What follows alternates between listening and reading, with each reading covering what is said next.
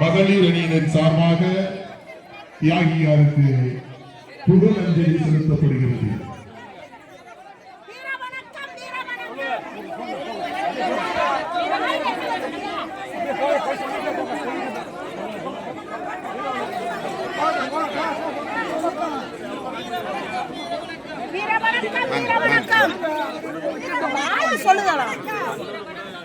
அதுதான் அங்கே நின்று கோசம் போடுங்க ஏறிட்டாங்க வாங்க.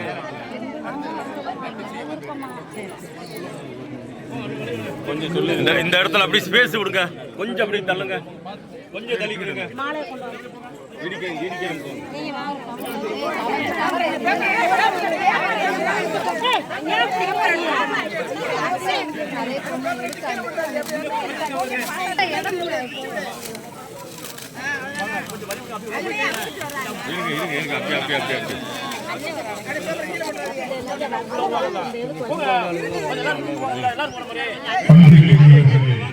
உங்களுக்கெல்லாம் விக்டோரியா என்ற ஊடகவியலாளரை பற்றி அவர் இதற்கு முன்பாக மிகப்பெரிய ஆராய்ச்சியில் ஈடுபட்ட அன்பு சகோதரி. அவர் சொந்த நாட்டை விட்டு இந்தியாவில் புகழ்பெற்ற யூனிவர்சிட்டியில் பேராசிரியராக இருக்கிறார். தமிழ்நாட்டின் ஆதிகுடிகளான தேவேந்திர குல வேளாளர்களின் வாழ்வியல், பண்பாடு, அரசியல், கலாச்சாரம் இவை அனைத்தையும் ஆய்வு படிப்பாக விக்டோரியா கிராஸ் 2008 ஆய்வு மேற்கொண்டு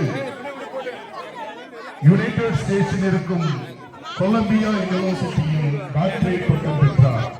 அதன் தொடர்ச்சியாக யூனிவர்சிட்டி ஆஃப் சிகாகோவில் இப்பொழுது எங்கள் அன்பு சகோதரி விக்டோரியா பேராசிரியராக இருக்கிறார். அவர்களுடைய மாணவி புலரி ஆய்வுக்காக இங்கே மீண்டும் தனது ஆய்வு பயணத்தை விக்டோரியா அவர்கள் தனது மாணவியின் மூலம் தொடங்கி இருக்கிறார்கள். அவர்கள் இந்த ஆய்வை முடித்து அன்பு சகோதரி விக்டோரியாவிடம் இந்த ஆய்வினுடைய முடிவுகளை சமர்ப்பிக்கவிருக்கிறார்கள். அந்த சகோதரியை இதற்கெல்லாம் முந்து சக்தியாக இருந்த எங்கள் அன்பு சகோதரி விக்டோரியாவின் சார்பாக அன்பு சகோதரிக்கு நன்றியும் பாராட்டுகளையும் தெரிவித்துக் கொள்கிறோம். அவர்களுக்கு தேவேந்திர பண்பாட்டுக் கழகம் உங்களுடைய ஆய்வுக்கு துணை நிற்கும் என்று உறுதியும் கூறுகிறோம். நன்றி. இதைத் தொடர்ந்து எங்களுடைய தொப்புள் கொடி உறவு தமிழகத்தின் பேராற்றல் மிகு அத்துணை பேரும் தயவு செய்து அந்த இடத்தை கொஞ்சம் ஒதுக்கி கொடுத்து அனைவருக்கும் எங்களுடைய மகளிரின் சார்பாக பணிவான வணக்கத்தை தெரிவித்துக் கொள்கிறோம். மேலும் தேவேந்திர குல வேளாளர்களின் கோரிக்கைகள் அனைத்தையும் மத்திய மாநில அரசுகள் எங்களுக்கு நிறைவேற்ற வேண்டும். எனவே பெண்கள் அனைவரும் விழிப்புணர்ச்சியுடன் வெளிவந்துள்ளோம். தேவேந்திர குல வேளாளர்களின் ஒற்றை கோரிக்கை ஒரு போர் என்னவென்றால் பட்டியல் வெளியேற்றமே எங்களுடைய உயிர் மூச்சு. பட்டியல் வெளியேற்றத்திற்காக இன்று அனைத்து கடைக்கோடி கிராமங்களில் இருந்தும் எங்களுக்கு பட்டியல் வெளியேற்றம் வேண்டாம். பிசிஆர் சட்டம் எங்களுக்கு வேண்டாம். உங்களுக்கு அடிஷனல் சலுகைகள் எங்களுக்கு வேண்டாம். எங்களுடைய ஒற்றை கோரிக்கை என்னவென்றால் 1936 நாங்கள் ஓபிசி பிசி பட்டியலில் இருந்தோம். நாங்கள் இருந்த இடமான பிசிய ஓபிசி இடத்திற்கு எங்களை மீண்டும் கொண்டு செல்வதற்கு அன்பிற்குரிய கூட்டுறவுத்துறை அமைச்சர் பெருமரியாதைக்குரிய பெரியவருப்பன் ஐயா அவர்கள் வந்திருக்கிறார்கள். அவர்களை தேவேந்திர பண்பாட்டுக் கழகத்தின் சார்பாக வருக வருக என எங்கள் அன்பு அமைச்சர் பெருமகனாரை வரவேற்கின்றோம்.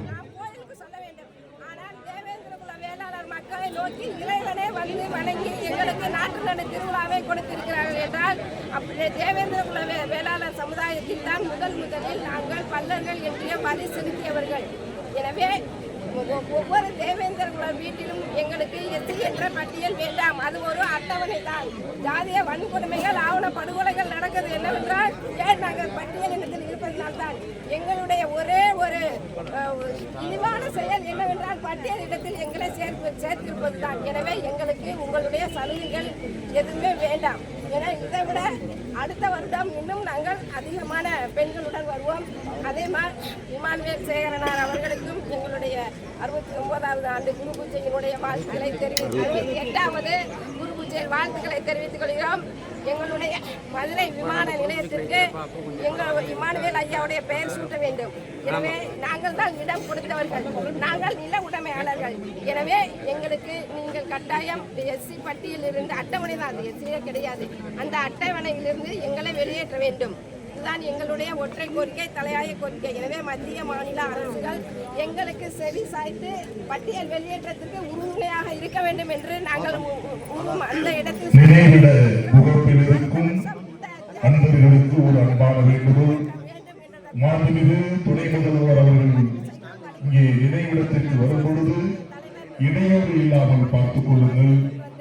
தயவு செய்து முதல்வர் வரும் நேரத்தில் அஞ்சலி செலுத்துவோர் காவல்துறையினருக்கு அனைவரும் ஒத்துழைப்பு தருமாறு உங்களை அன்போடு கேட்டுக்கொள்கிறோம். இன்னும் சிறிது நேரத்தில் எங்கள் தொப்புள் கொடி உறவு தேவேந்திரர்களின் எங்கள் அன்பு இளவல் தமிழக துணை முதல்வர் அவர்கள் வீரவணக்கம் செலுத்த நேரத்தில் வரவிருக்கிறார்கள். கோரிக்கை என்னவென்றால் பட்டியல் வெளியேற்றம், பட்டியலிருந்து எங்களை வெளியேற்ற வேண்டும். இரண்டாவது கோரிக்கையான மணிமண்டபம் அமைப்பதற்கு முன்னெடுப்பு செய்து நிறைவேற்றி கொடுத்திருக்கக்கூடிய மாண்புமிகு